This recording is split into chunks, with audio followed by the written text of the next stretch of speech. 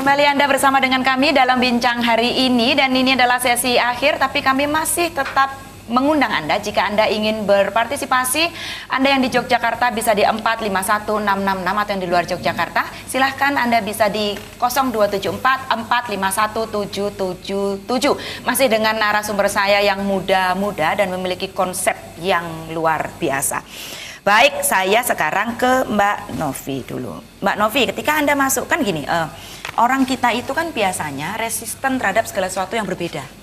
Itu sudah, saya pikir itu sudah jamak. Ketika Anda bergabung di dalam komunitas ini, tidakkah ada semacam warning atau teguran dari orang-orang terdekat Anda mungkin? Sebenarnya itu ada. Bukan dari komunitas, dari semacam kayak teman dekat sendiri. Habis itu sebenarnya waktu itu tahu, kamu ikut komunitas ini ya, yang ada shalom-shalomnya itu.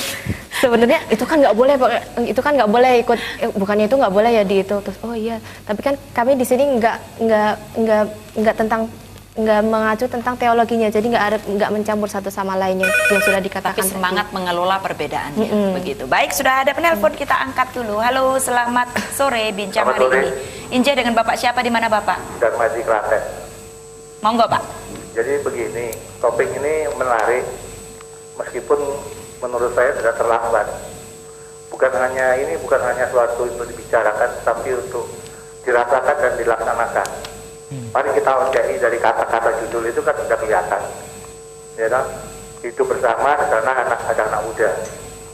Karena menurut saya sekarang pengaruh TV, pengaruh kampanye pada anak-anak muda itu mengganggu sekali kehidupan bersama. Jadi misalnya seperti yang disebutkan mbaknya tadi kan, shalom-shalom, hal semacam itu tidak boleh terjadi. Mari kita pakai juga hidup bersama. Makna dari hidup bersama itu berarti kita sederajat. Tidak boleh yang boleh merasa lebih dari yang lain. Di situ ada komunikasi yang value, ada nilai komunikasi yang jujur. Jadi kalau kita berhubungan dengan sesama itu dalam rangka hablum minannas. Ya. Hablum minallah itu adalah kita membawa value, nilai kebaikan kita, kebenaran kita. Itu bukan bahasa agama, tapi bahasa sosial. Nah, jadi ini harus dipahami betul. Anak-anak muda ini sering juga dipengaruhi dari guru, sudah sektarian, dari perkampungan, kampung Islam, ya, ini warga untuk hanya umat Islam. Itu menurut saya terus di mana nilai Pancasila? Yang dianut itu di mana nilainya? Itu kan tidak bisa diterima dengan akal sehat kita sebagai bangsa yang dalam kerangka kasih dan sebagai nilai-nilai Pancasila yang harus dipegang sebagai dasar kita dalam rangka komunikasi sosial, baik hidup bermasyarakat, berbangsa dan bernegara. Ya, itu juga terjadi pada guru-guru, tokoh-tokoh agama, tokoh-tokoh politik mempengaruhi image kita sebagai generasi muda. Demikian, ini untuk direnungkan betul-betul dan dilaksanakan melalui daerah istimewa Yogyakarta. Baik. Terima kasih. Terima kasih Pak Darmadi di Klaten. Baik, saya minta Pak Andreas untuk menanggapi Pak Darmadi. Betul juga kalau dikatakan mungkin sedikit terlambat ya kan. Tetapi ya lebih baik terlambat daripada tidak melakukan apa-apa.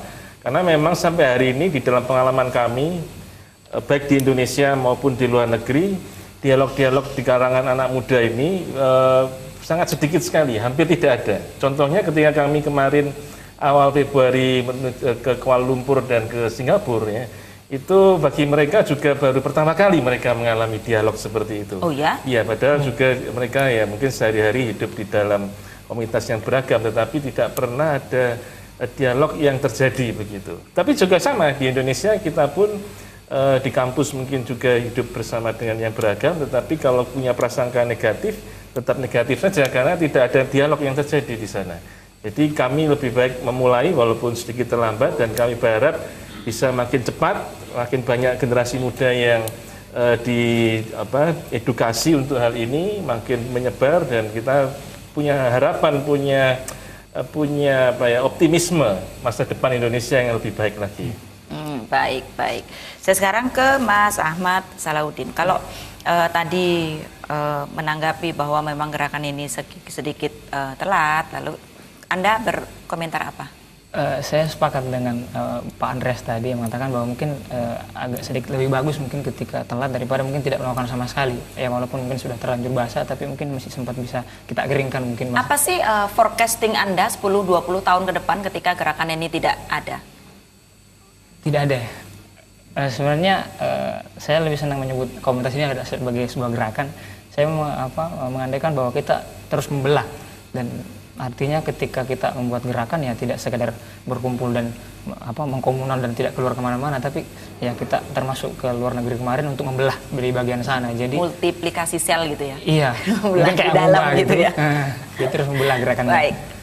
Ya. Kalau untuk soal bukan, kalau kita memotret bangsa ini pada hari ini gitu kan, lalu Anda sebagai seorang fasilitator, apa estimasi Anda 10-20 tahun ke depan seandainya anak-anak muda tidak diedukasi oleh gerakan World Peace ini?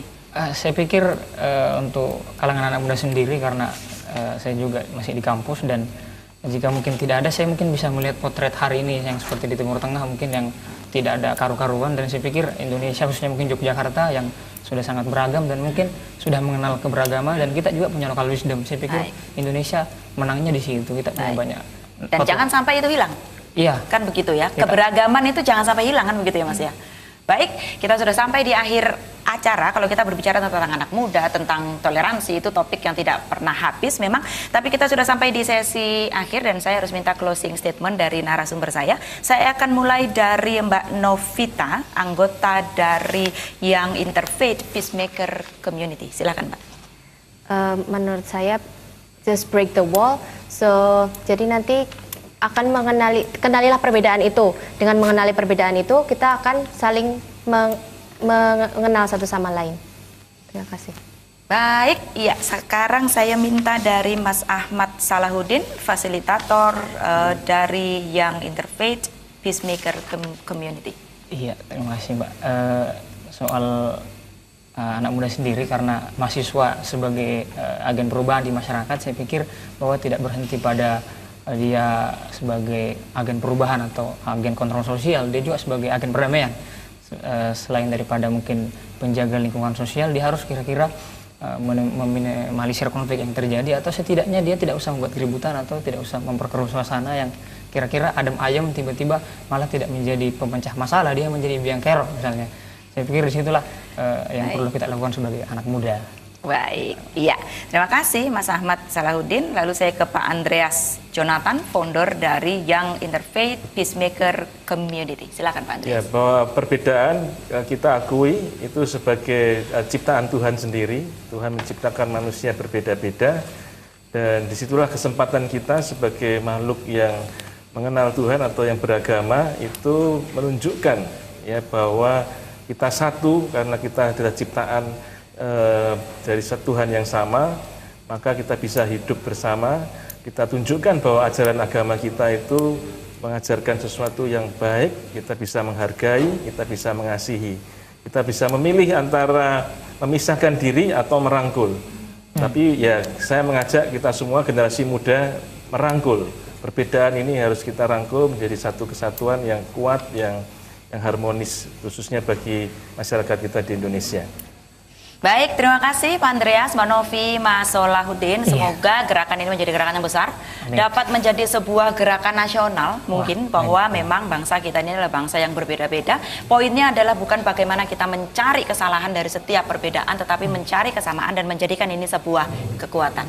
Gitu. Baik, ya, dan perbedaan memang seharusnya tidak disikapi sebagai sebuah ancaman, tetapi sebagai sebuah kekuatan yang dimiliki oleh bangsa Indonesia. Dan seperti kata semboyan Bhinneka Tunggal Ika, bahwa negara kita ini memang berbeda-beda, tetapi kita adalah satu kesatuan sebagai negara kesatuan Republik Indonesia. Baik, saya Maya Sila mohon undur diri. Terima kasih atas perhatian Anda. Selamat sore, sampai jumpa dan salam Indonesia.